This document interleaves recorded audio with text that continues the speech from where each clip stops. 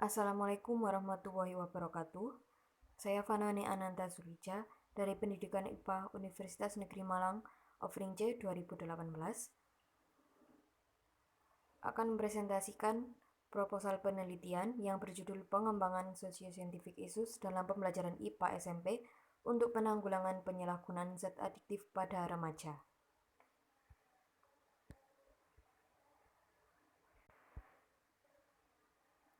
Bab 1. Pendahuluan. Penelitian ini dilatar belakangi oleh penggunaan yang meningkat dan meluas dari zat adiktif atau yang dikenal dengan nafza, yang memberikan suatu dampak serius yang tak dapat dihindarkan. Hal ini tentu saja merupakan masalah yang sejak dini harus diatasi. Penggunaan nafza bukan hanya dari kalangan dewasa, namun juga telah meluas di kalangan remaja. Fenomena penyalahgunaan zat adiktif juga banyak ditemui pada kalangan siswa sekolah menengah pertama atau SMP.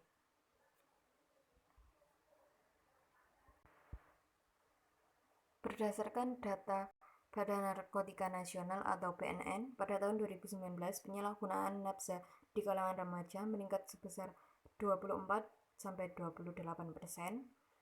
Dari total beberapa tahun lalu hanya sebesar 20%, di mana kebanyakan pengguna yaitu anak-anak dan remaja. Pembelajaran berbasis isu sosio-saintifik atau socio-scientific issues adalah suatu pendekatan pembelajaran yang mengkaji fakta, fenomena atau peristiwa berdasarkan isu-isu sosial yang berkaitan dengan sains yang ada di masyarakat. Penerapan isu sosio-saintifik juga mendorong siswa untuk berpikir kritis, melatih argumentasi, melihat dari beberapa sudut pandang, dan menyelesaikan masalah secara konkret. Dalam penelitian ini, salah satu isu sosio-saintifik yang diungkap dalam pembelajaran kimia pada pokok bahasan zat adiktif dan zat adiktif adalah mengenai penyalahgunaan zat adiktif pada remaja.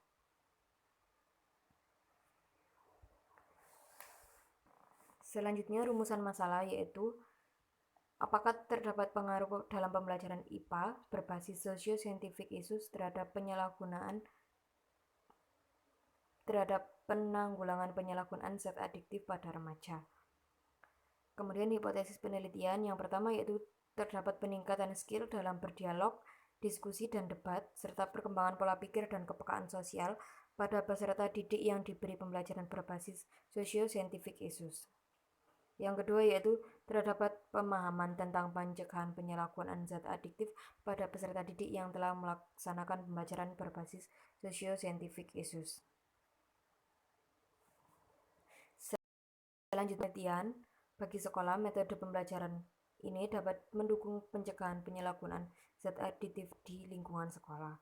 Bagi guru, hasil penelitian ini dapat dijadikan sebagai bahan pertimbangan dalam melaksanakan pembelajaran di sekolah dengan menggunakan metode pembelajaran berbasis socio-scientific issues. Bagi peserta didik, dengan metode ini dapat meningkatkan kepekaan dan kekritisan terhadap lingkungan sekitar serta pengetahuan mengenai pencegahan penyalahgunaan zat adiktif. Selanjutnya, asumsi penelitian yaitu peserta didik yang telah diberi pembelajaran berbasis socio-scientific issues pada materi zat aditif dan zat adiktif akan lebih mengetahui faktor penyebab dan dampak yang ditimbulkan dari penyalahgunaan zat adiktif. Bab 2. Kajian pustaka.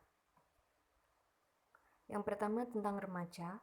Remaja adalah transisi perkembangan antara masa kanak-kanak menuju masa dewasa yang mengalami perubahan besar pada fisik, kognitif, dan psikososial. Rentang usia remaja adalah 10-24 tahun serta belum menikah. Dinamika psikososial pada kehidupan remaja dapat mempengaruhi perilaku dan pergaulannya. Pergaulan di kalangan remaja pada umumnya mempunyai dampak yang positif maupun dampak negatif. Yang kedua tentang zat adiktif. Zat adiktif adalah bahan yang menyebabkan adiksi atau ketergantungan yang membahayakan kesehatan dengan ditandai perubahan perilaku, kognitif, dan fenomena fisiologis, serta keinginan kuat untuk mengonsumsi bahan tersebut. Kesulitan dalam mengendalikan penggunaannya, memberi prioritas pada penggunaan bahan tersebut daripada kegiatan lain, dan meningkatnya toleransi yang dapat menyebabkan keadaan gejala putus zat. Klasifikasi zat adiktif dibagi menjadi 3, yaitu narkotika, terdiri atas golongan 1, 2, dan 3, psikotropika golongan 1, 2, 3, dan 4, serta zat adiktif lainnya yang berupa alkohol inhalasi dan tembakau. Berdasarkan efeknya, nafsa dapat dibagi menjadi 3 golongan, yaitu golongan depresan, golongan stimulan, dan golongan halusinogen.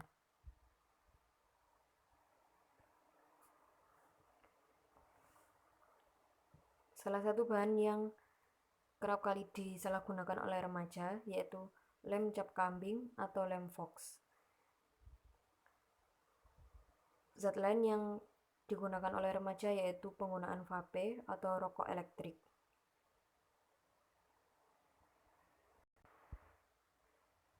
Yang ketiga, mengenai isu sosiosaintifik.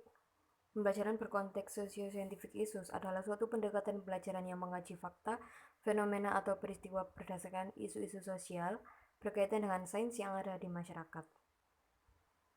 Dalam pembelajaran, permasalahan yang diungkapkan sebaiknya berkaitan dengan permasalahan nyata dalam kehidupan sehari-hari siswa, sebab dengan mengaplikasikan konsep IPA dalam kehidupan nyata, pembelajaran IPA akan lebih bermakna. Bab 3, metode.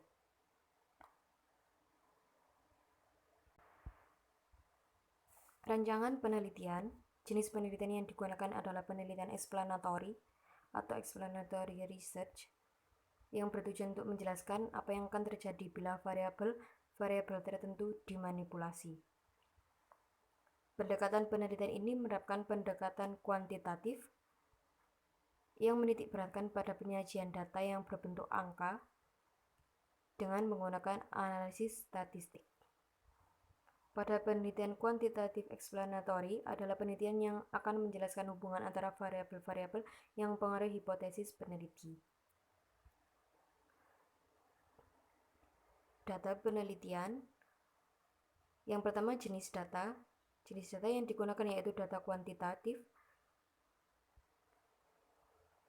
yang terdiri dari angka dan dapat dianalisis menggunakan perhitungan statistika. Dalam hal ini yaitu hasil nilai pretest dan posttest, serta data kualitatif merupakan data yang bersifat naratif dan tidak berasal dari angka seperti transkrip hasil diskusi.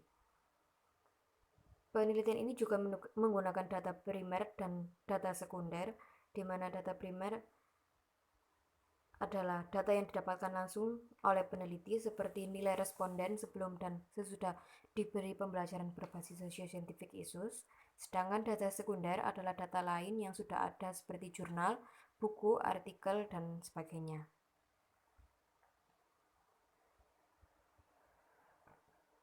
Sumber data dalam penelitian ini yaitu peserta didik kelas 8E di SMP Negeri 2 Kerembung, Kabupaten Sidoarjo yang berjumlah 35 orang siswa. Selanjutnya, prosedur pengumpulan data yang pertama yaitu menentukan sekolah yang akan digunakan sebagai tempat penelitian. Validasi empiris terhadap instrumen penelitian soal pretest dan posttest dengan menguji coba kepada peserta didik SMP Negeri 2 Kerembung, kelas 8E. Yang ketiga, membuat instrumen penelitian dan melakukan validasi isi instrumen kepada validator. Yang keempat, yaitu melakukan pretest kemampuan awal tentang penyalahgunaan zat adiktif kepada peserta didik. Yang kelima, memberikan pembelajaran dengan metode sosiosaintifik issues kepada kelas 8E. Yang keenam, memandu diskusi peserta didik dengan materi penyalahgunaan zat adiktif pada remaja. Yang ketujuh, melakukan post-test kemampuan akhir tentang penyalahgunaan zat adiktif kepada peserta didik. Yang kedelapan, yaitu melakukan dokumentasi terhadap pembelajaran. Selanjutnya, validasi data. Dalam penelitian ini terdapat dua jenis instrumen, yaitu instrumen pembelajaran yang berupa RPP atau Rencana Pelaksanaan Pembelajaran, dan lembar diskusi peserta didik. Instrumen yang kedua yaitu instrumen pengumpulan data yang berupa soal tes, yaitu soal pretest dan soal posttest, serta lembar validasi yang digunakan untuk mengetahui kelayakan instrumen yang telah dibuat. analisis data penelitian yang digunakan yaitu analisis varian atau ANOVA, yaitu metode statistik untuk memeriksa hubungan antara dua atau lebih set data dengan hasil jika F hitung lebih besar daripada F tabel, maka disimpulkan bahwa penelitian menerima H1 atau yang berarti ada perbedaan secara nyata atau signifikan. Dalam hal ini yaitu terdapat perbedaan sebelum dan setelah dilaksanakan pembelajaran dengan metode socio-scientific issues. Setelah data dianalisis menggunakan analisis varian, kemudian dilakukan uji lanjut Duncan yang didasarkan pada sekumpulan nilai beda nyata yang ukurannya semakin besar tergantung pada jarak di antara pangkat-pangkat dari dua nilai tengah yang dibandingkan. Hasil uji lanjut ini yaitu memberikan hasil menolak hipotesis 0 dan menerima hipotesis alternatif. Dengan kata lain, menolak H0 dan menerima H1. Sekian presentasi dari saya, kurang lebihnya mohon maaf. Terima kasih atas perhatiannya. Wassalamualaikum warahmatullahi wabarakatuh.